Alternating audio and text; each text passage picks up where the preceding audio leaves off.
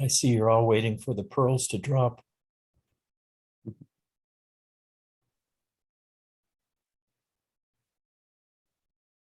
I like how Ian has been much more expressive recently on his own understanding.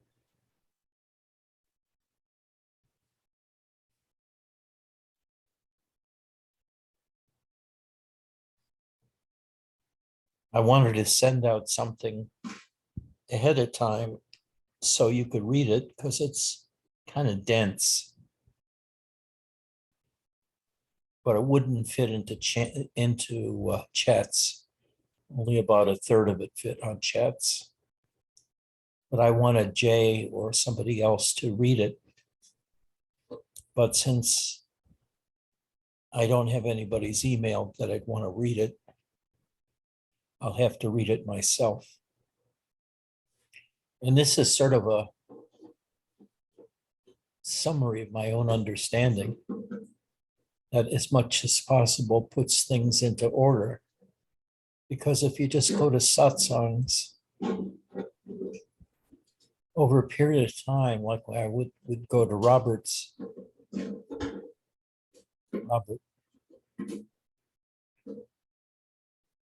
what the central teachings are would usually be missed because you're presented with someone who is just speaking from the hip, so to speak, and they may or may not cover important topics that day, and they certainly don't put it into order. Robert never put any of his teachings into order.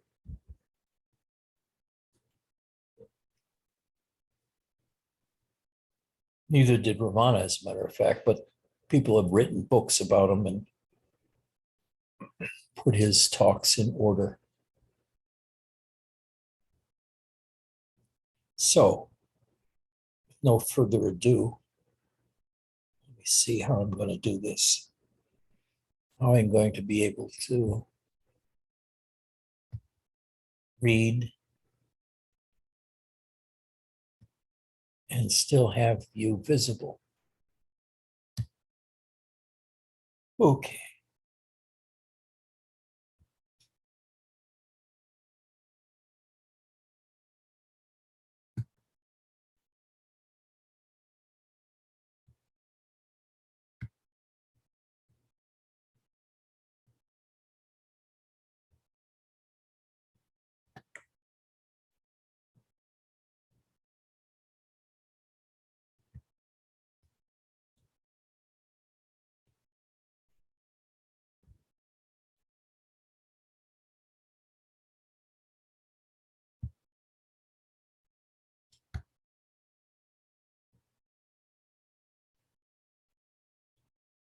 I received a message, I think it was on Facebook the other day, from somebody seeking help.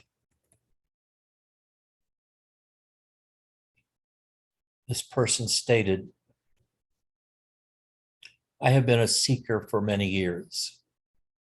I live in the UK. I have journeyed to Sedona many times in the past to attend courses with Hale Dwoskin. And I've also spent time with Pamela Wilson and Laura in the past, and many others. How is it possible to transcend the false self-delusion that I exist as an entity separate from the all? Thank you. Well,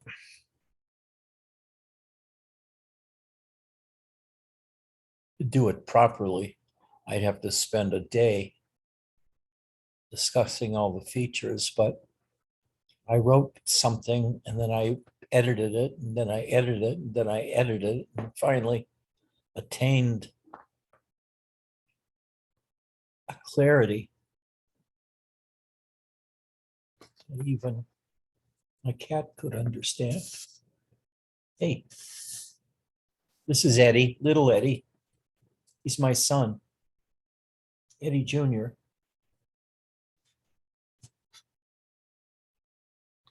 I wrote, I think it's sad that certain teachers believe that enlightenment is so simple as really realizing that you are not a separate self, but part of the whole, which should mean the whole of existence or the whole of consciousness. This is a severe limitation and restriction of understanding of what enlightenment is. Enlightenment is far, far more subtle and dramatic than this understanding or attainment. For me, enlightenment includes several major realizations obtained both through direct awakening experiences and then by filling in the details with experiences and reasoning later. It is much more than accepting that a concept of oneness is true.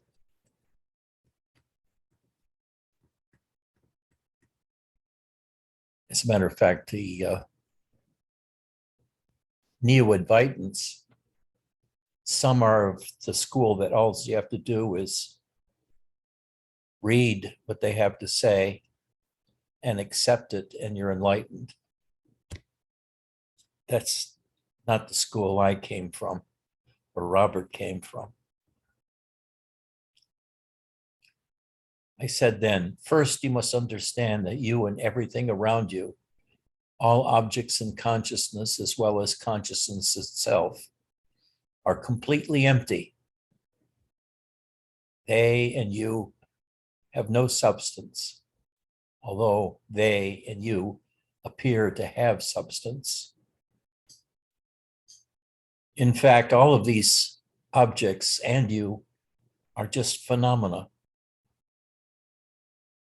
The real is not experienced or realized because it is beyond consciousness, existence in the world, thus beyond knowledge and expression.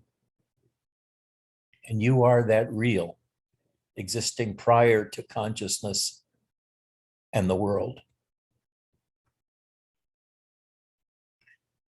Now,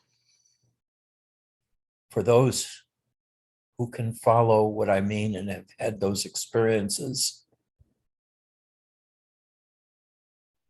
this is a world-shattering experience. To know that, in a sense, nothing exists. The only thing that exists is you, and not you as a body or a mind, but you as sentience, awareness.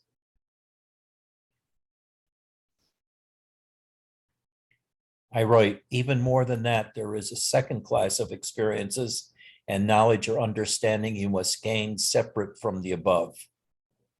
I call that Shakti, of which the most important experience is the realization and experience of God within.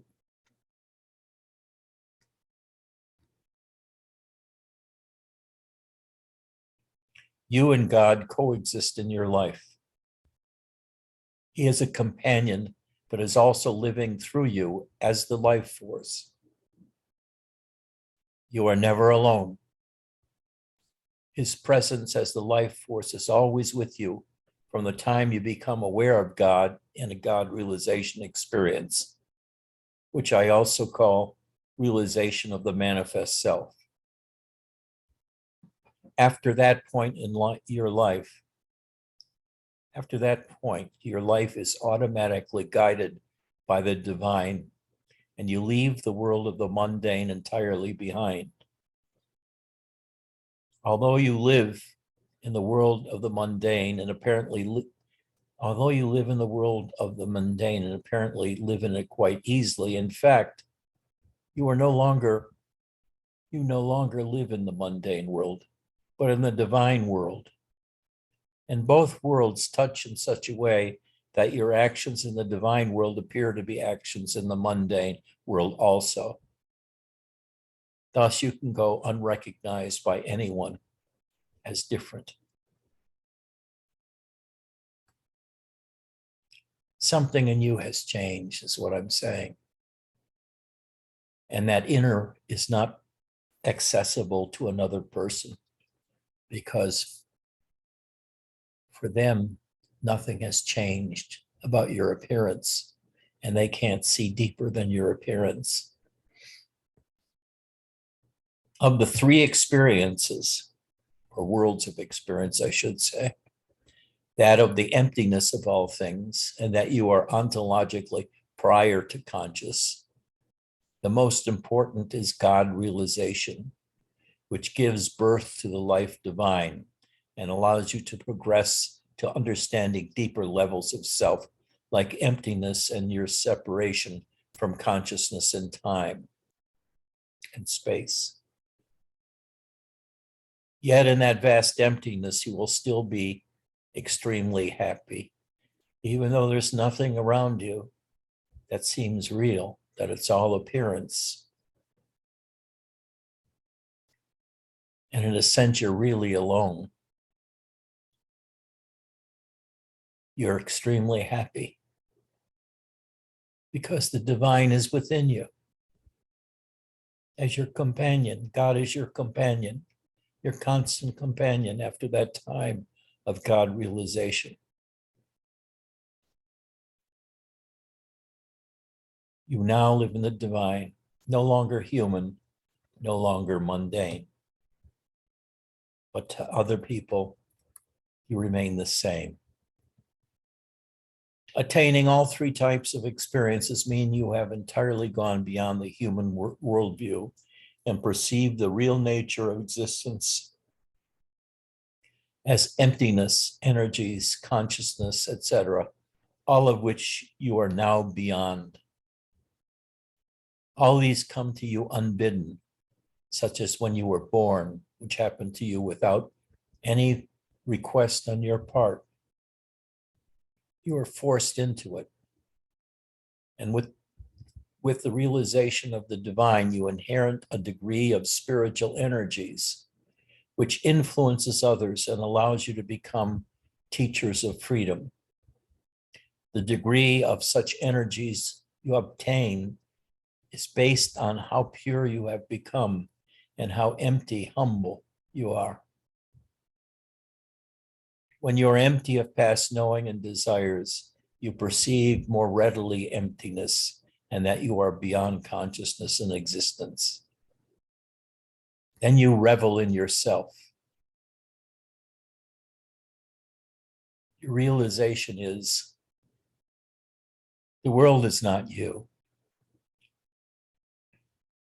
Consciousness is not you. Your body and mind are not you.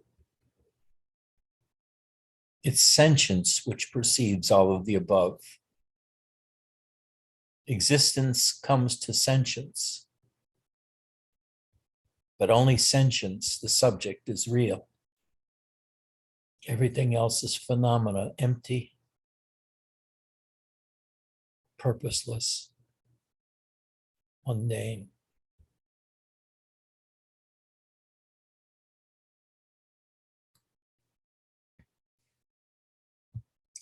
Now, although this has just taken a few words to read, and now I see I still have more editing to do.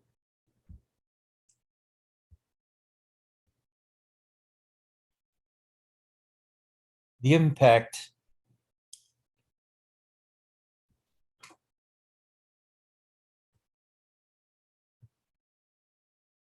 is without measure.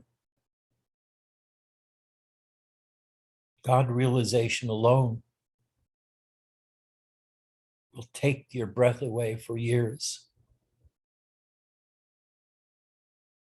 And after that, the deeper realizations will come to you one by one.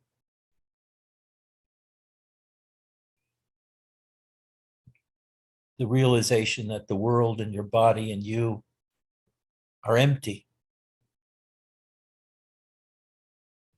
This will come by repeated meditation, where you see everything that you see and can hear, taste, your body, etc.,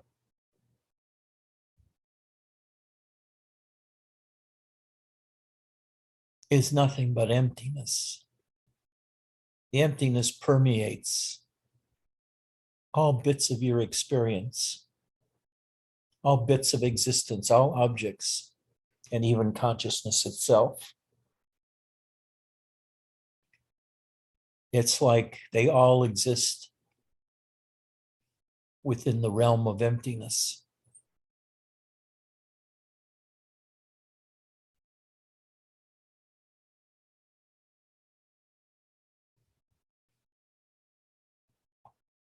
And eventually you'll have the experience of seeing consciousness come to you. You will be in darkness as if asleep. And you will see consciousness as a distant fog bank coming towards you. And when it hits you, suddenly you become alive. The world appears.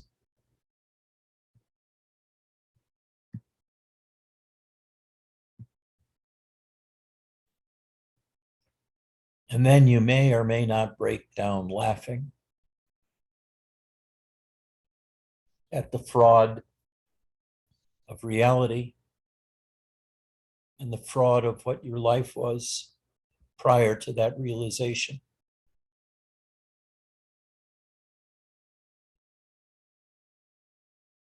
You're not simply an articulate monkey anymore, because you leave existence altogether behind. You leave consciousness altogether behind.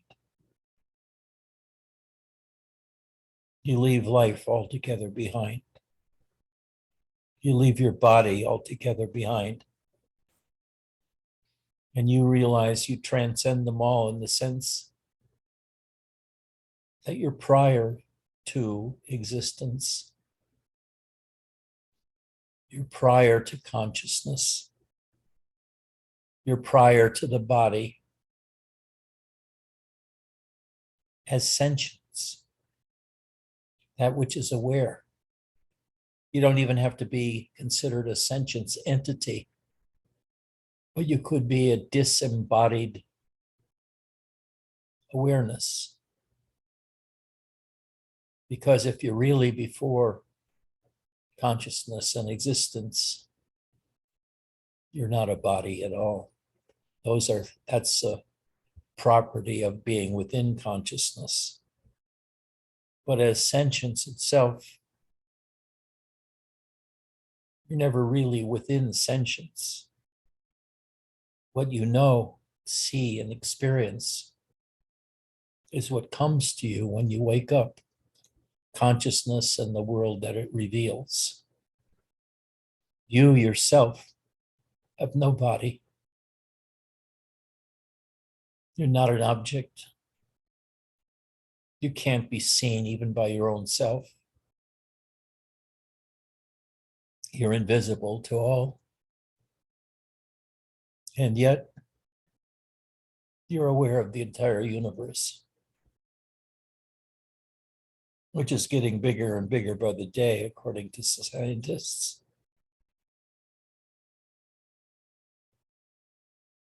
The latest photos from the new Webb telescope are breathtaking. The one photo I saw that was new was supposedly taken of a part of the sky no larger than if you had a grain of sand and held it out in front of you. That grain of sand would cover the size of the bit of space they were looking into. And when that picture revealed, it's not thousands of stars, but thousands of galaxies, each of which had 100 million or more stars. The vastness of the universe, it displayed after only taking 1 hour of exposure instead of days, like with the other celestial telescope. I forget what they call it.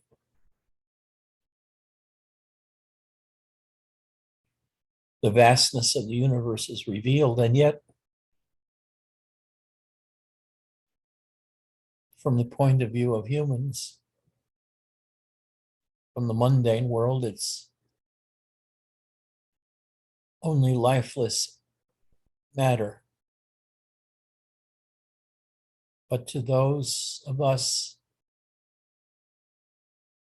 who directly experience God within, all of them are simply illusion. The only reality is the knower, the sentience.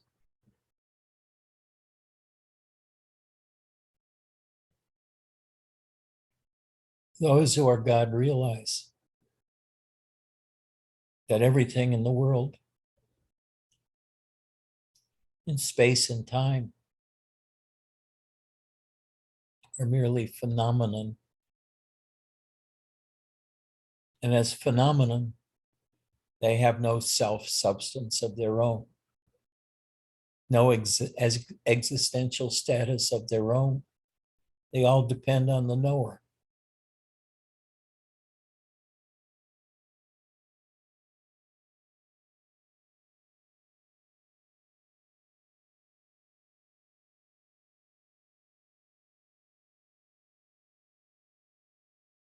Isn't that a pisser?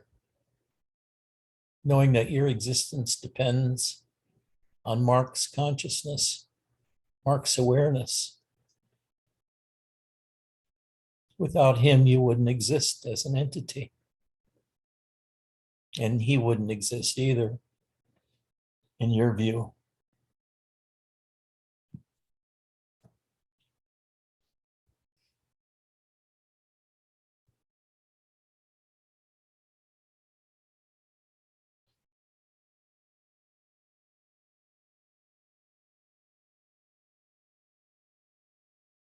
What a enormous, life-changing, breathtaking experience this is when you realize it for the first time.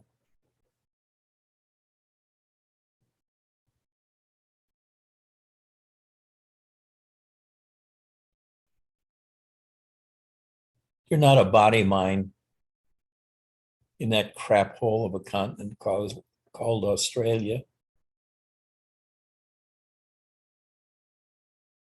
or North America, or Europe. You're entirely beyond existence.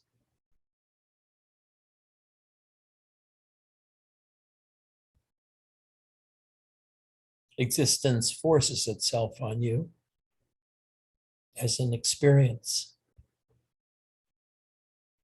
But in a sense, you're the host. For without you, it wouldn't exist even as a fantasy or an appearance. For existence to be existent, it needs sentience to be aware.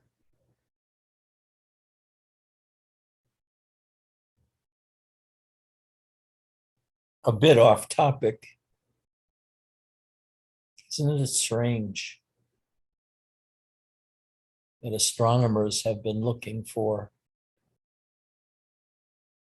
life on other planets for 40 or 50 years, using the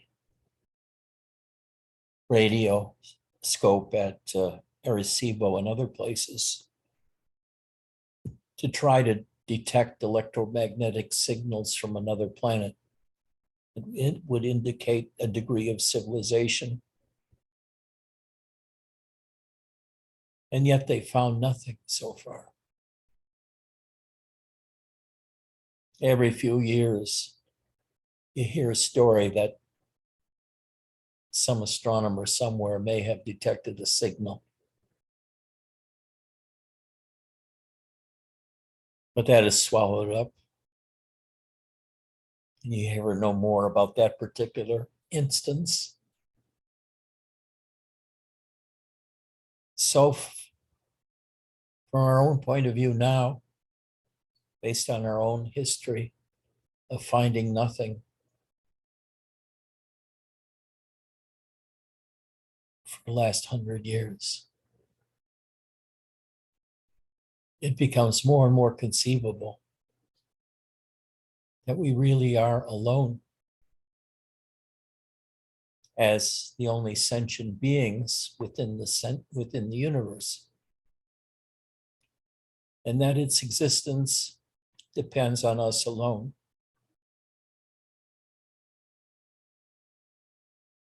But then the revelation comes as we don't exist either.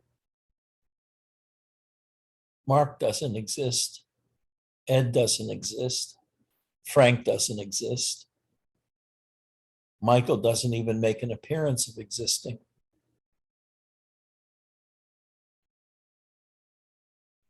It's all emptiness, all nothingness. And isn't it true?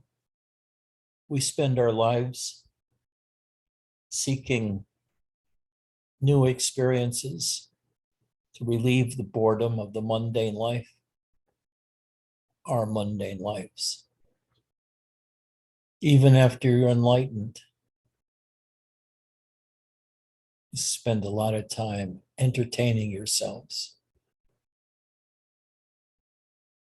with new experiences. And you wonder, maybe you don't. Who are you doing this for? Who wants the experience? No, a lot of spiritual myth centers around believing there's only one subject. And that one subject is perceiving the universe through our 8 billion bodies and minds.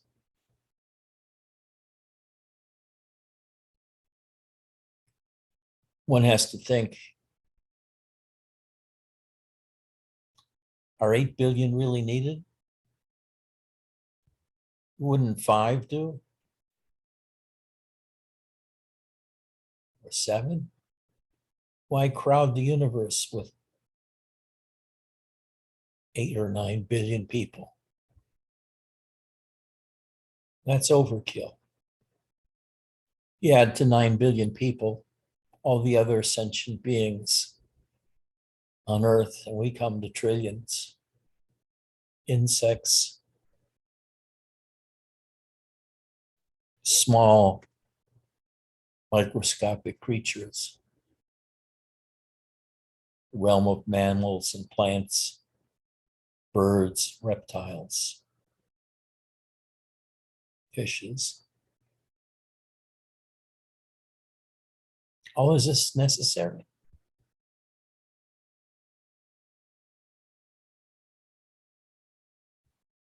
Life seems so messy that it has to create so many beings. And what are they here for?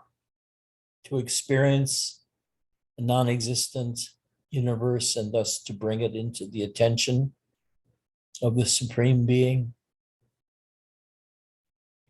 Is that what we are? Fingers and toes of the infinite?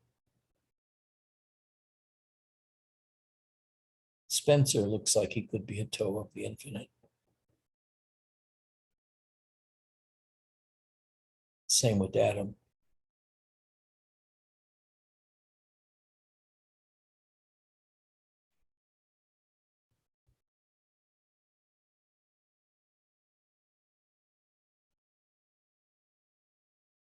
Ian understands God realization now. It informs his life,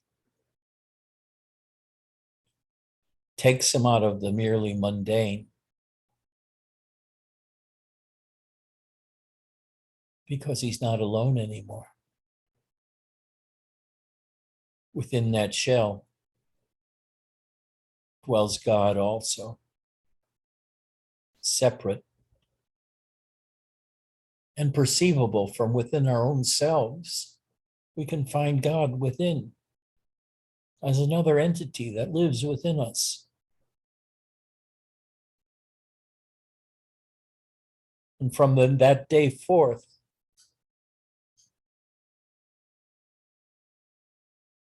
all of us are aware of that presence within us.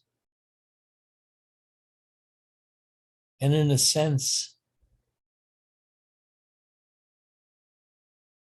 the amount of boredom we felt before dissipates.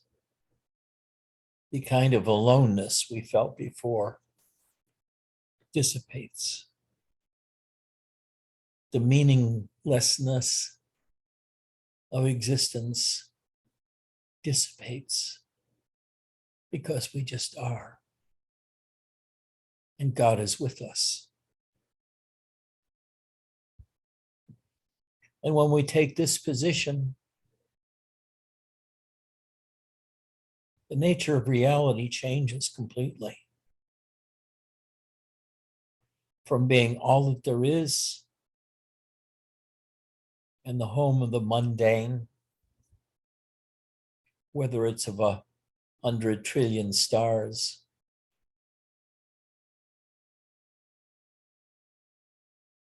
or a humble hut somewhere in Africa,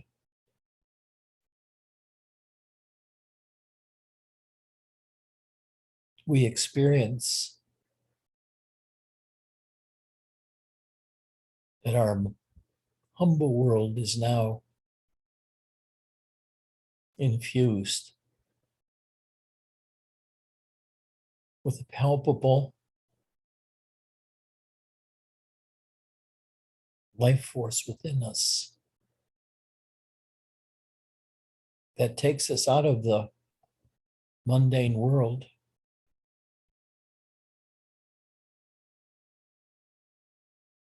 and gives us a new birth into the divine. And with that comes enormous peace, a happiness that doesn't go away because it's not dependent on situation or experiences. Because all experiences in the world become empty. And the real becomes our relationship with God within.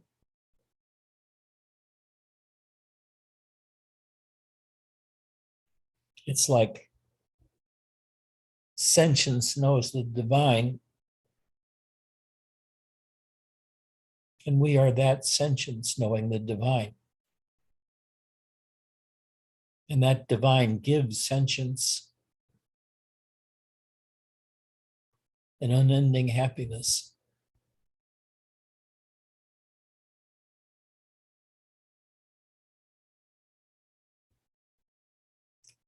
And the longer we know it, the deeper it gets, with revelation after revelation about the nature of reality, of the world of consciousness. These things keep coming to us.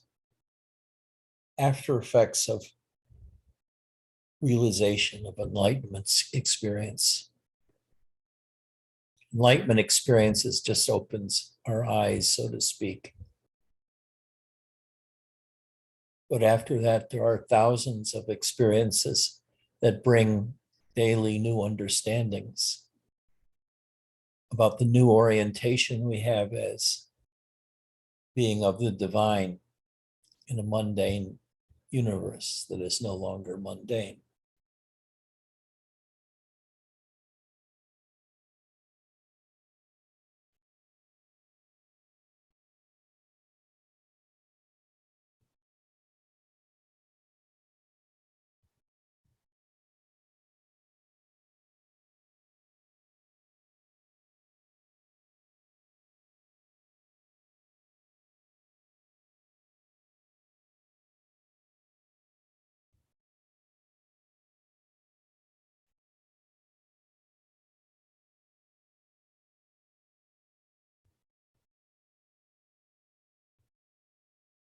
Imagine, in reality, you are without a body. You are sentience.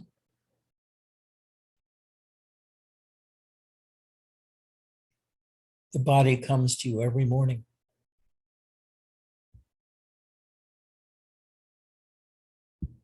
And out of the depths of nothingness, you come alive in consciousness. And in consciousness, you have a body that you identify with.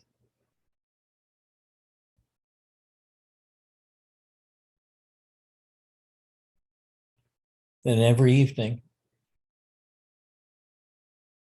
in a way, you die to the world.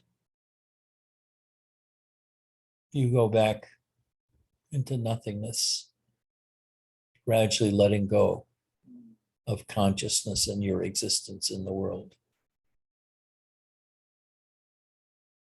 And yet, we fear death because we've experienced so much death in our life already. Death of pets, death of parents, of siblings, of children. And they leave a horrifying mark on each of our souls. That someone or something we loved so dearly and never wanted to be apart from leaves.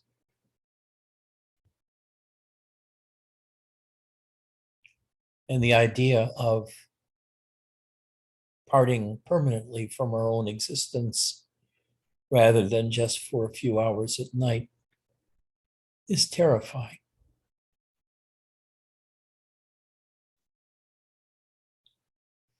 Until we realize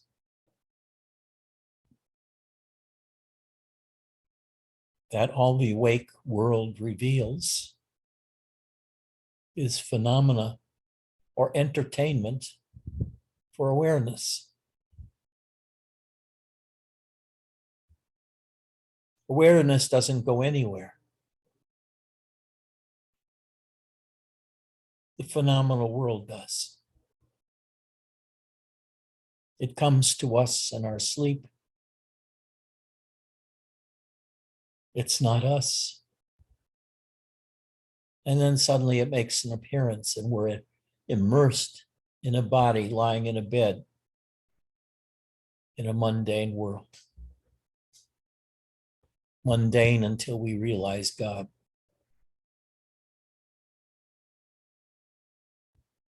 After that, the other realizations can come of emptiness.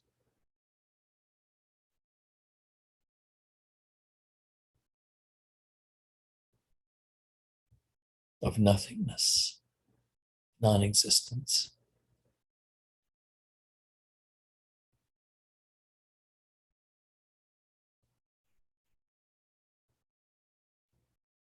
That nothing exists permanently. It's all transient. It's all like a dream. The only thing that persists is the constant experience of nothingness, as well as the constant experience of emptiness. Both these things permeate all of our experiences of a conscious world. And it's up to us to realize this, because that realization takes us away from the mundane, as we realize the true nature of the mundane as being empty and boring, trivial. And that real happiness lies in apprehending ourselves as sentients.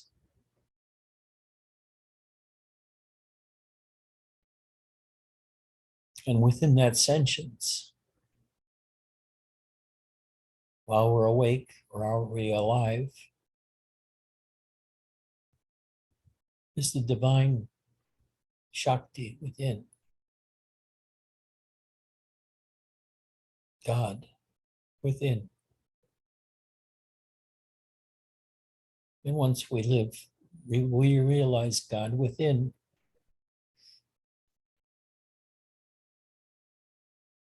we have nothing more to do.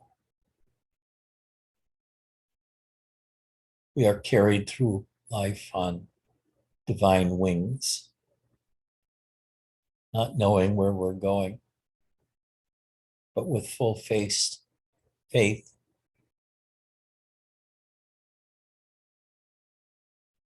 in the goodwill life bears us.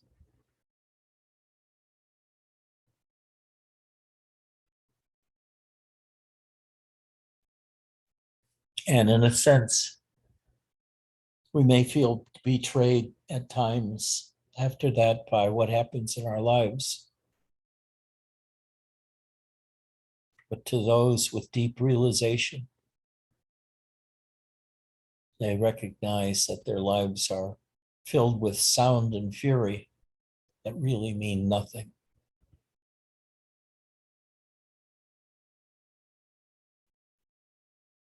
Because there's a constant joy in our lives of being side by side with the divine. I use the term God a lot, but it's only to bring it into the context where one can give the feel, at least to others, of something special, something out of this world.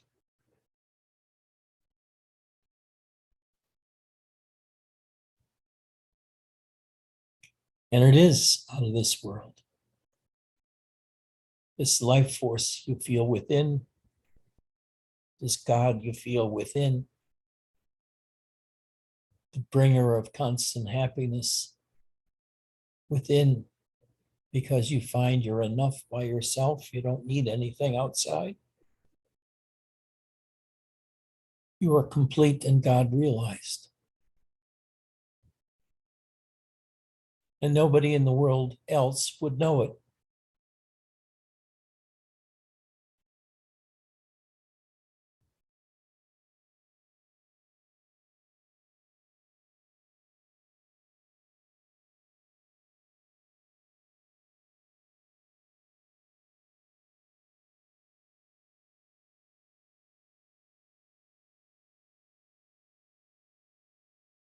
Now, does anybody have any questions or comments?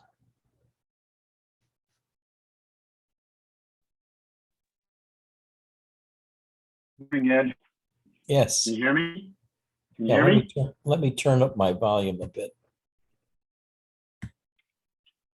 How about that? Better? Yeah, I had to turn up my volume too. Okay. Yeah, go ahead. A couple of weeks ago,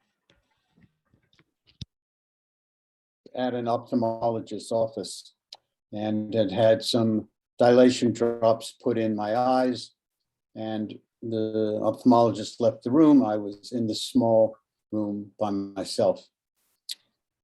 Suddenly, I had the experience that a veil had parted. And I knew without question that the being who was here was temporary, brief, and that the real existence of my being, I didn't have language for it, was not in this world. It wasn't like there was any of my five senses that were touched. It wasn't like I had anything that I could say was a tangible connection to that. It was just an absolute knowing. And I had been in a fairly contracted place for a couple of hours before that. You know what? A kind of contracted place before that. And suddenly there was just this incredible sense of openness. Now that was maybe 2 weeks ago. And it hasn't remained as a constant experience as much as I'm kind of on the edge of that. I discovered a book that you may or may not know of that speaks exactly to what you've been talking about, called The Physics of God. Came out last year by a man named Joseph Selby. And he talks about What's the title called? What's the name of the book? The name of the book is, let me get my earbuds back. The name of the book is The Physics of God. Can you hear that? I'll put it in the chat. And he talks about the interface of what M theory, string theory, is showing and what is revealed by the sages and masters. And it is exactly what you're talking about in other terms, but no difference. To know it intellectually is perhaps a beginning. And what happens is that the belief systems that are counter to it, the ego, starts to slowly thin out. And the recognition of the structure of the ego, the layer upon layer of it that is blocking the lived experience of that, start to become more and more evident. That's just, in this moment, my way of speaking to what you've been talking about. Thank you.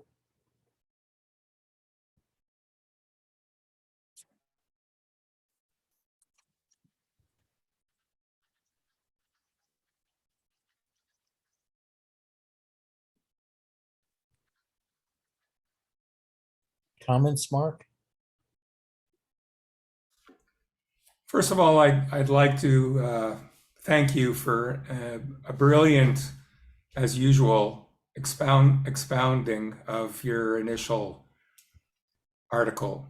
I thought it's pure Edward Musica, and it's very masterful, and it's so clear and concise. I think Nisargadatta Maharshi and Robert Adams would all be very proud of what you, the teacher you've become.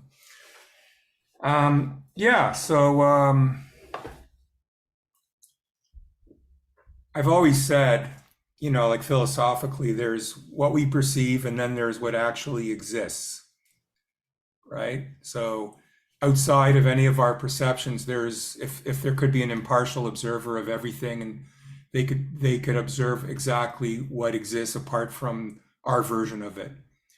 So what this practice basically results in is the removal of all the false layers that you were talking about. The removal of this bondage of a false sense of self in a body, with a story, with a history, with a future, and all that. After a while, I see that as all like one phenomena, one kind of bad dream or bondage. It's like a straitjacket of concepts, ideas, and learning. And basically what this practice results in, hopefully, is the removal of that bondage. And what is revealed is what you're talking about. It's not like we have to understand what nothingness is or what emptiness is. It's revealed once the crap is removed. It's revealed for what it is. And what you're talking about is what it feels like to be in the source, to be in the witness. Yes. And to be Yeah, so that's it's more a removal of the obstruction, but that removal does not happen at all through understanding. Understanding has very limited Yes. value. The only value I see in understanding is that for the aspirant to decide, yes, this is something I want to do. You know, like in the initial stages, to convince somebody that this is a worthwhile path.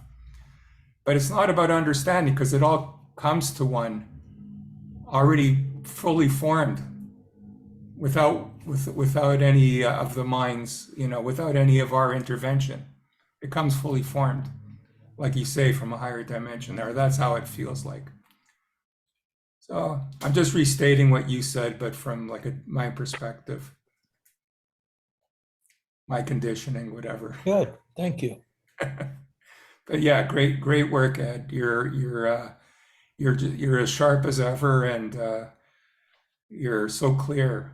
You're so clear. You remind me of Nisargadatta's stuff, but updated for today. Yeah, updated, right. Edgy, can you post your Facebook dialogue on your blog? I mean, is that what you shared with that person? Yes, I will. I will. And my question would be, if I post my email address in the chat, would that be sufficient? No. Okay, I'll send it to you. Send it to. Okay, fine. Will do. But I still have a question, which is sort of trying to get my head around what awareness of awareness is, what the pure potentiality of pure mind, what it's projected on, and you know, like, I don't know, maybe my confusion seems to be unbound. Anything you perceive is crap. Yeah, I actually am aware that sometimes I lose track of the absolute totality of the crap that is. Yes. Sometimes I miss in the moment, in mundanity, some shit going down, which I actually think is relevant. And then I realize the absolute pure bullshit irrelevance of it. Yes. So in those moments, I pretty much have a clarity that is partly mostly my takeaway from what you did today and what you do to me in every satsang. And once you realize that everything you know, see, hear, etc., is crap, Yeah. there's kind of an automatic settling into yourself, which gradually reveals yourself as nothing more than pure awareness. The funny thing I keep doing, it's like years ago from Art Carney, from the Gleason show, the body English, you know, trying to get it, trying to somehow do this body English bullshit to make it all clear in the moment. It doesn't affect anything. It's ludicrous. But because I still expect something to happen, I still expect some kind of an attainment to happen, I keep looking for something rather than the same thing about just letting it go. It's baggage almost down, impossible not to look at it that way as an attainment, because it's a complete, utter change from your mundane life, that it is an attainment in a sense. God realization is an attainment, because although we all have, when we're born, the potential of knowing God within, we become distracted by all the teachings about what really is without. And we lose sight of how important we are to the equation. That without us, none of this would exist for us. So what we in spirituality try to do is to get people to forget about the world. That's what Robert was all about. Forget about the world. Don't be moved by the world. Don't react to the world. Just pay attention to yourself. And by narrowing the focus of attention to one's inner experiences, eventually you stumble across God realization. It comes to you, just like you came into existence to sentience when you were born, and then you were educated into what the world is really about. In the same way, the truth of your own existence will come to you purely by practicing inward looking. Subjectivity, look for the subject. And you can't find the subject, but you can certainly look for the subject and find how radically hard it is to find the subject. And then realize that to find the subject, all you have to do is turn around and be the subject. And when you learn how to turn around and be the subject, you're at rest. You say, oh, fuck, that's simple. Is the waking dream similar to the sleeping dream in that in spirituality, it really has no beginning and has no end? In a sense, it's like what Robert, I think, was saying, nobody was ever born, nobody ever died. I am not the body, I am not the doer, I am not the mind. Exactly. I'm lived. I'm friggin' lived. I don't have free will. I only have the awareness of my circumstance, which is, I don't know. You identify too narrowly. Yeah, I with your am. personal self, Yeah. your personal existence. Now, although that's very important, there's more to you than that. And what spirituality has you focus on is your own self, and try to take you back to that place before you were indoctrinated into the mundane world and spent year after year in school learning about the mundane world by reading, by lessons on mathematics and all of the other things, physics. They all solidify the, what would you call it, the unreal world of phenomena, when really you're the subject. The phenomena aren't that important. And that's how I'd put it to you, Frank, too. Phenomena are not that important. But I'm taken aback when maybe in something so simplistic as to say that I'm only here because I'm in Mark's dream. That I kind of feel like I'm up Schitt's Creek all of a sudden, and without a paddle, and yet on some level, as a, like somebody said, only God can be objective, whatever that means. But I think in pure subjectivity, all there ever is amness, not I am, just amness, pure amness, which is aware of itself, which is the gift that we have as God manifest. And then beyond that, either, you live in split mind mundanity, or you try to understand the pure awareness, which is not self-aware, but just is bliss and joy and those. You're making it too complicated. Well, it's the landscape of, I mean, I am in the moment, but much more of the time I let it go. I don't live this way. I get lost in the words. I'm not totally lost. I know what I'm saying. I know the landscape. I live much more simply. There is a pigeon family living under my air conditioner, and it is the most beautiful thing in the whole world. They're little pigeons, and they fluff and they pluck and they talk to each other. And the big pigeons fly away and get food and come back. And these little guys can't fly yet. They're 40 feet off the sidewalk. They have to be very careful because it's very precipitous, but I've never seen anything so gentle.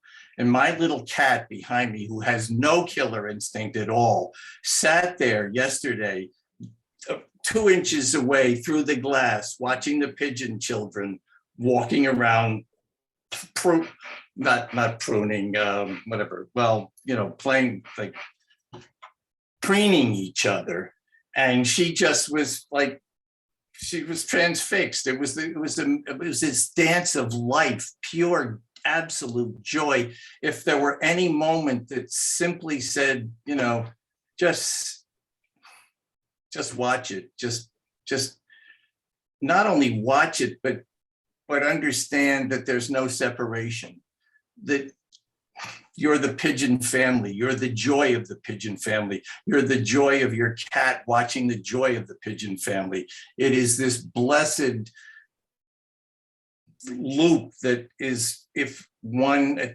again, I've used the word attain, but when I haven't had that experience, but as you said, it changes everything. But there is a way to perceive it, not in pure spirituality, but to understand how perfect it is and the bliss that is there, and why I love you, because what you bring back and what you bring here every time is that message. And it is so clear and it is so pure. And you did it again today, as you do it every time. Rock it out there, Edgy. I'm now 80 years old. I'll never always be 4 months younger, but I don't know. I'm the Octo Man, or the only other Octo Man here. Frank is on the verge. Give him a little more time and he'll be an octo. God bless. I love you, Frank. Thank you, Edgy. I love you. Oh, you're welcome. Now, what I just presented is so very profound and yet simple at the same time. But to realize this in your own existence means that you have to let go of everything in the mundane world, everything it stands for. And part of it is through understanding, and part of it is the repeated experiences of the divine within one's own self.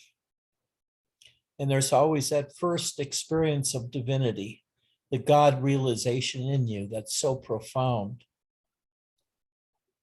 Now, if you don't have that God realization experience, you can also have the Robert Adams experiences of the emptiness of all things and the primacy of nothingness, that we are life that comes out of emptiness, or rather, life comes to us as the observer. I'm going to say something, Frank.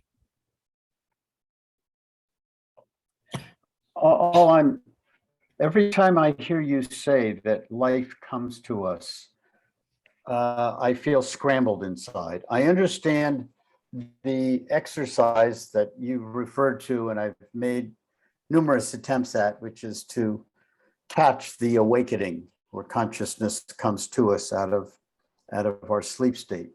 But setting that aside, the whole notion that God comes to us, it's still, the brain, the mind just gets scrambled at the language. I don't know if there's another way to say it, Ed, but anyway, that's what you saw on my face.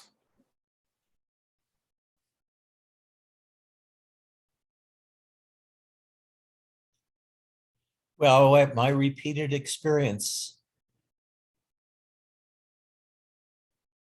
of the first two understandings of emptiness and I'm outside of consciousness is like a epitomized view of what we all experience every morning, of having consciousness in our bodies come to us. We, trapped in darkness, so to speak, with no sense data, suddenly become aware of ourselves and of the world at the same time. Nisargadatta stated it really concisely, that the world, God, and ourselves all become present in an instant. My experience was of being in darkness and watching consciousness approach me, and I knew what it was. And when it came, I suddenly became awake. I became aware of the world, my existence, and of God consciousness, feeling the life force within. Now, what I like to repeat over and over again is that every day we have that experience, but it's buried in the mundane interpretations. We have the experience of consciousness arising in us, along with an awareness of the life force as the God within consciousness, within ourselves. And also the world appears at the same time. Every one of us sees this every day, but it happens so quickly and without paying much attention to the process that we lose sight of the fact that before this came to us, we are total nothingness.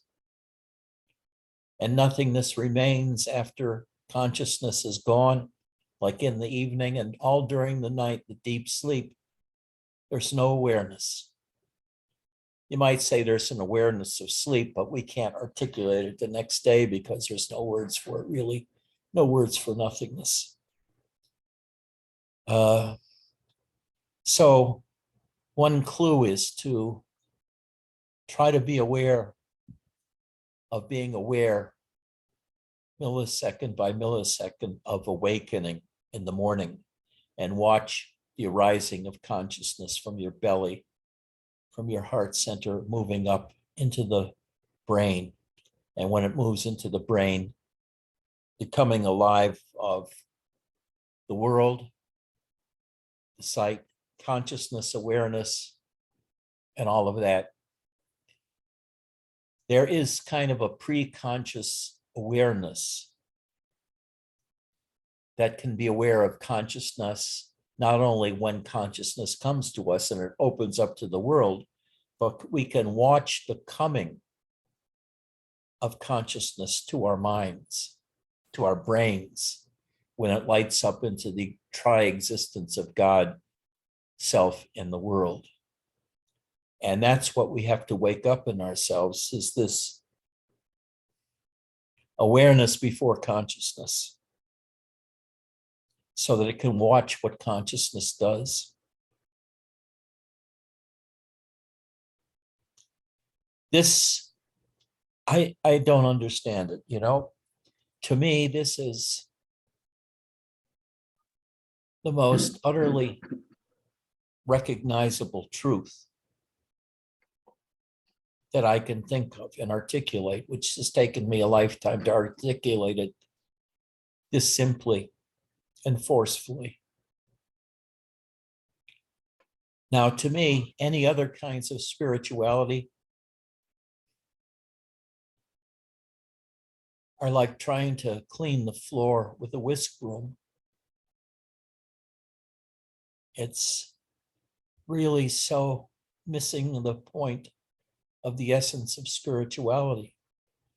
The acts of meditation, the acts of repeated surrender to God, the acts of over and over again practicing something in order to get somewhere. When what really happens is you get to watch yourself and what happens more deeply in yourself.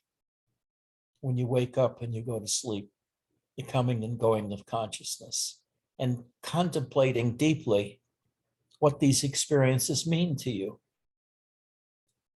There's two aspects to spirituality. There's the experiences, which you might call the awakening or enlightenment experiences.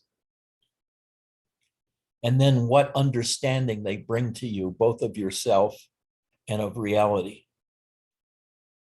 And I say that there are three branches: realizing everything is permeated by emptiness.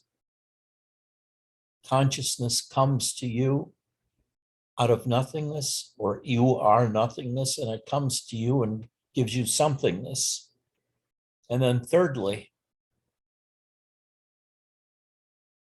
finding God within yourself, which is the opening of self to the energies inside, the life force energies, which has been how Mark has opened. And subsequent to that opening, he begins to understand the other things about emptiness and the comings and goings of consciousness. I think it happened that way. With me, it was the other way around, because of Robert, all he ever talked about was the nothingness and the emptiness. So my first awakening experiences were kind of tame until the God realization experiences knocked my socks off a dozen years ago and brought life to the other awakening experiences. I've expressed them now as clearly as I'm capable of. And I noticed that the number of people that come to satsang has been decreasing, although the depth of understanding of the people that come has been increasing. And I don't understand why the simplicity of these teachings aren't really sweeping the world.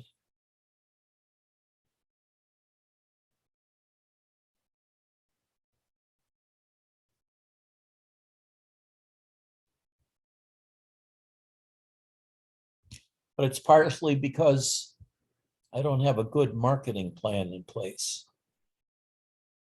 We need a marketer. Jay, get us a TV show. Yeah, my family could do it, but they're all, my wife is still working 14 hours a day, and my son is, well, yeah, I mean, What does your yeah. son do? He's an opera trained musical theater actor. He beta tests video games. He's got an album in the works. He's doing audio books, and he's multi-award winning digital video editor. So he's got a lot of skill sets. But I mean, yeah, we're kind of, like all the smoke and mirrors. We've been plugged in, my wife and I, way back, but yeah. We could call the program Radio Bullshit. Pardon me. Yeah, most of it. I mean, this is like bullshit on steroids. The whole because it's this is something, because we're a multimedia family. My family lives on Facebook. I have no Facebook account. They're on everything that you can be on because that's what they do. But, and yet I still think that my wife is much more attained, much further along in the sense of spirituality, which she doesn't share. And pretty much, we all have our own attitudes, and I come here because this is where I need to be. And as I said, it's still an advice trip, but I'm still trying to understand, awareness of awareness, the projection of God consciousness onto whatever, Robert Adams called it a chalkboard. Yeah, slow down. Slow down. Right. Slow down. Right. Consciousness. Going off Consciousness. on a tangent and got lost. Yeah, sort of, not totally lost. I mean, yeah, I'm pretty totally lost, but suffice it to say, I'm down with that. So yeah, love you guys. Okay. I love you all. I'll see you on Wednesday. And I'll I gotta edit what I said today because I noticed some defects in my last edit, and then I'll send it, I'll post it. What email address should I use, Edgy? What email? Satsang.online Okay, at gmail.com. okay, gotcha. We'll shoot that through. Thank you so much, everybody, for coming. I love you all. Take care. Bye-bye.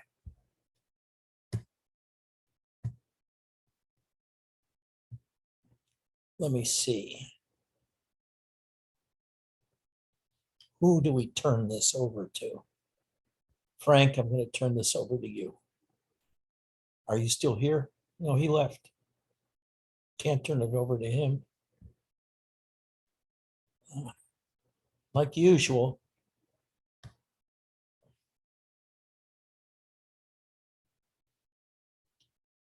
Spencer, do you want to do it? Okay. Spencer's taking over. Bye-bye.